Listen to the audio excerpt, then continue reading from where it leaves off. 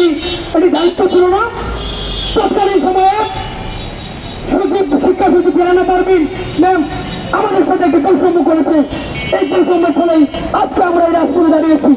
আমরা চাই বর্তমান সরকার, আমাদের সরকার, তারা যাতে আমাদেরকে আমাদের সাথে আর কোনো বৈষম্য না করে এই নতুন বাংলায় কোনো বৈষম্য মেনে নেওয়া হবে না।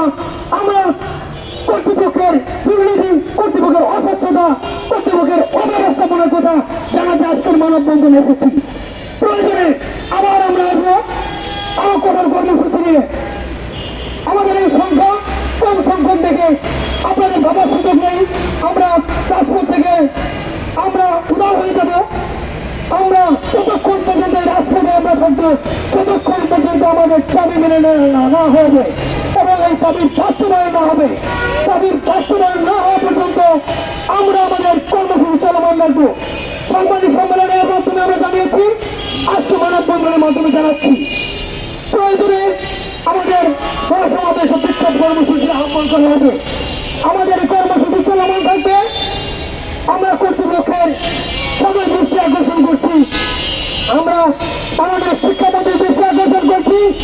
আপনি বলেছেন শিক্ষকদের দাবি যথাযথভাবে জানানো হলে তাদেরকে রাজপথে থাকতে হবে না। আমরা আপনার কোথায় অনুপ্রাণিত হয়েছি। আপনি শিক্ষামন্ত্রী হওয়ার পূর্বে আমরা বিভিন্ন সময়ে সামাজিক যোগাযোগ মাধ্যমে আপনি শিক্ষামন্ত্রী হন সেই জন্য আমরা প্রচার প্রচারণা চালিয়েছি।